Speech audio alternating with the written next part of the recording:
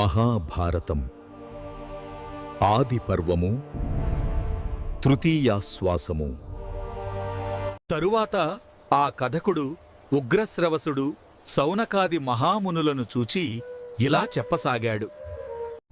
సర్పయాగము అలా అర్ధాంతరంగా ముగిసిపోయింది.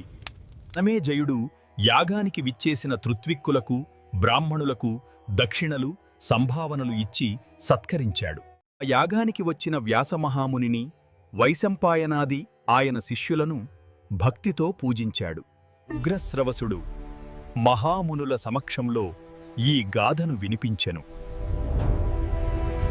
ఒకరోజు జనమేజయుడు వ్యాస భగవానుడిని దర్శించుకున్నాడు. మహాత్మా, మీలాంటి పూజ్యులు భీష్ముడు లాంటి కురువృద్ధులు దగ్గరుండగా అసలు అన్నదమ్ముల మధ్య కలహం ఎందుకు పుట్టింది? హాయిగా రాజ్య సుఖాలను అనుభవించక పాండవులు కౌరవులు ఎందుకు యుద్ధం చేసుకున్నారు? దయచేసి వివరించండి. నా తాతముత్తాల గురించి వినవలెనని కోరికగా ఉన్నది. అప్పుడు వ్యాసభగవానుడు తన పక్కనే ఉన్న వైశంపాయనుడిని చూచి, వైశంపాయన, భారత కథను జనమేజయునకు చెప్పుము అని ఆదేశించాడు. గురుదేవుల ఆజ్ఞను శిరసావహించి వైశంపాయనుడు వినయంగా నమస్కరించాడు. తరువాత జనమేజయుడు వైశంపాయనుని పూజించి మహాభారత కథను వినడానికి బంధుమిత్ర పురోహిత సహితంగా కూర్చున్నాడు. అప్పుడు వైశంపాయనుడు వ్యాస భగవానునికి నమస్కరించి ఆయన ఆశీర్వాదం పొంది మహాభారత కథను ఇలా చెబుతున్నాడు వైశంపాయనుడు. జనమేజయ, ఈ మహాభారత కథ భగవాన్ వ్యాసుని చేత రచింపబడినది.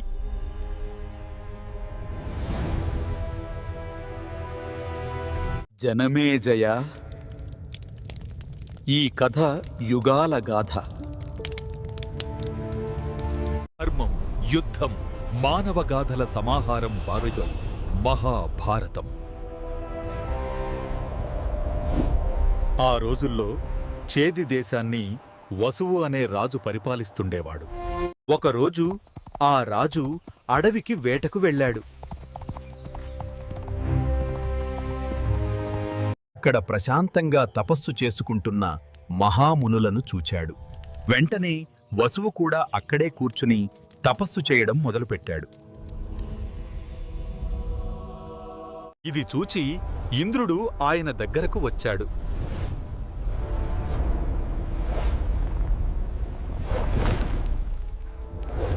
మహారాజా, రాజ్యపాలన చెయ్యవలసిన వాడవు.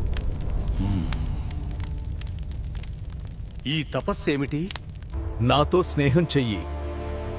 నీకు దైవత్వం ప్రసాదిస్తున్నాను. నువ్వు రాజ్యపాలన చేసుకుంటూ నా దగ్గరకు వస్తూ ఉండు. ఇది ఇంద్రుడిచ్చిన వరం. రాజధర్మం, దైవ సాన్నిధ్యం రెండూ కలిసిన మార్గం. ఇంద్రుడు వసువుకు ఏ ఆయుధమునకు లొంగని వాడని పుష్పములు కల ఇంద్రమాలను ప్రసాదించాడు. దుష్ట శిక్షణ, శిష్ట రక్షణ చేయు సామర్థ్యము గల ఒక వేణుయష్టిని ప్రసాదించాడు. అప్పటి నుండి పసుపు ఆవిమానాన్ని ఎక్కి దేవలోకానికి వస్తూ పోతూ ఉన్నాడు. అందుకే అతనికి ఉపరిచర వసువు అని పేరు వచ్చింది. వసువు ప్రతి సంవత్సరం తన రాజ్యంలో ఇంద్రుని ఉత్సవాలు జరిపించాడు. దేవానుగ్రహంతో రాజ్యం సుభిక్షమై ధర్మం పరిరక్షించబడింది. అతను నివసిస్తున్న నగరానికి పక్కనే సుక్తిమతి అనే నది ప్రవహిస్తూ ఉన్నది. ఆ నది పక్కనే కోలాహలము అనే పర్వతము ఉన్నది. అతి సోయగంగా వంపులు తిరుగుతూ ప్రవహిస్తున్న ఆ నదిని చూచి కోలాహలుడు మోజుపడ్డాడు. ఆ నదికి అడ్డంగా పడ్డాడు. ఒకరోజు అటుగా వస్తున్న వసువు ఇది చూచి,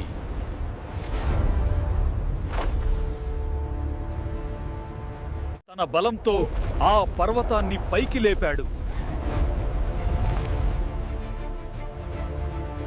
సుక్తిమతి నదికి కోలాహల పర్వతానికి సంపర్కం వల్ల గిరిక వసుపదుడు జన్మించారు. ఆ ఇరువురిని శుక్తిమతి నది పశువుకు కానుకగా ఇచ్చింది.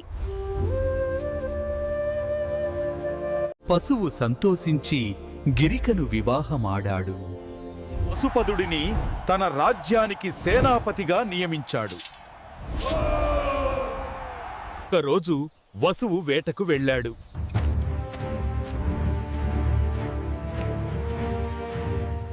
అడవిలో ఉండగా వసువుకు తన భార్య గిరిక గుర్తుకు వచ్చింది. ఆమెను తలచుకుంటూ ఉండగా దైవ సంకల్పంతో వసువులో వీర్య సంభవం జరిగింది. వెంటనే వసువు ఆ దైవ వీర్యాన్ని ఒక ఆకుదొప్పలో భద్రపరిచాడు. ఆ దొప్పను ఒక డేగ మెడకు కట్టి తన భార్య గిరికకు ఇవ్వమన్నాడు. ఇలా విధి తన మార్గాన్ని ప్రారంభించింది. ఆ డేగ ఆ దొప్పను తన గోళ్లలో పట్టుకొని విశాలమైన ఆకాశంలో ఎగురుతూ ఉంది. అప్పుడే మరొక దేగ దానిని చూసింది. అదేదో తినే పదార్థమని భావించింది. దానిని తీసుకోవడానికి ప్రయత్నించగా రెండు డేగలకు భయంకరమైన పోట్లాట మొదలైంది. ఈ గొడవలో ఆ వీర్యమున్న దొప్ప యమునా నదిలో పడిపోయింది. అద్రిక అనే అప్సరస బ్రహ్మదేవుడి శాపం వల్ల చేపగా మారి యమునా నదిలో ఈత కొడుతూ ఉంది. దొప్పలో నుండి జారిన వసువు వీర్యము సరాసరి ఈ అప్సరస నోట్లో పడింది. అద్రిక గర్భం దాల్చింది. ఒకరోజు జాలరులు వేసిన వలలో ఈ అద్రిక పడింది. చేప రూపంలో ఉన్న అద్రిక వారి చేతికి చిక్కింది. జాలర్లు చేపను కోశారు. అందులో నుండి ఒక ఆడబిడ్డ, ఒక మగబిడ్డను చూచారు. వెంటనే అద్రిక తన అసలు రూపమైన అప్సరసగా మారింది. ఆపై అద్రిక అప్సరస దేవలోకం వెళ్ళిపోయింది. ఆ బిడ్డలను జాలర్లు తమ రాజైన దాశరాజుకు ఇచ్చారు. ఆ పిల్లలు పెరిగి పెద్దవాళ్లు అయ్యారు.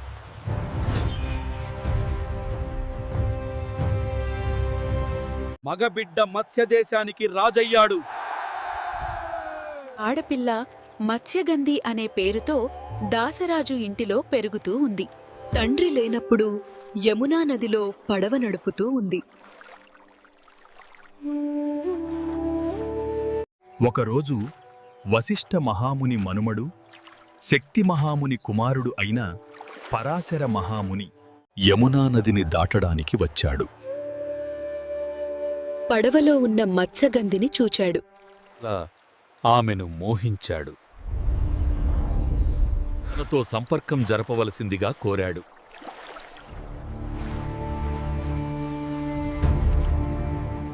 ఆమె భయపడింది. కాదు అంటే శాపం పెడతాడేమో అని వణికిపోయింది.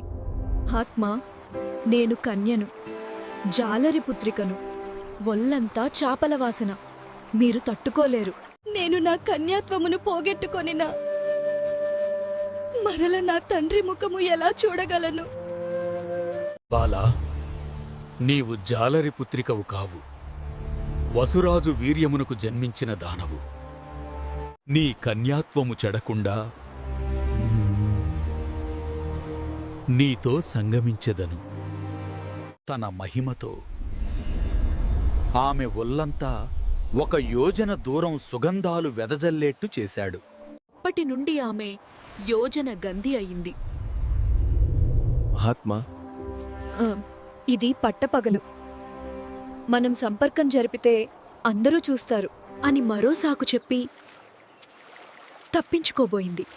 దానికి పరాశరుడు లోకమంతా చీకటి చేశాడు. ఇంకా ఆమె చేసేది లేక పరాశరుడితో సంపర్కానికి ఒప్పుకుంది. తత్ఫలితంగా ఆ సత్యవతికి వ్యాసుడు జన్మించాడు. పుట్టిన వెంటనే వ్యాసుడు తల్లికి నమస్కరించాడు. అమ్మా, నేను తపస్సు చేసుకోవడానికి వెళ్తున్నాను. నీకు అవసరం వచ్చినప్పుడు నన్ను తలుచుకో. నేను నీ వద్దకు వస్తాను అని చెప్పి వెళ్ళిపోయాడు. ఆ వ్యాసుడే వేదాలను విభజించాడు, మహాభారత కథను రచించాడు. ధర్మానికి దారి చూపిన మహర్షి వ్యాసుడు.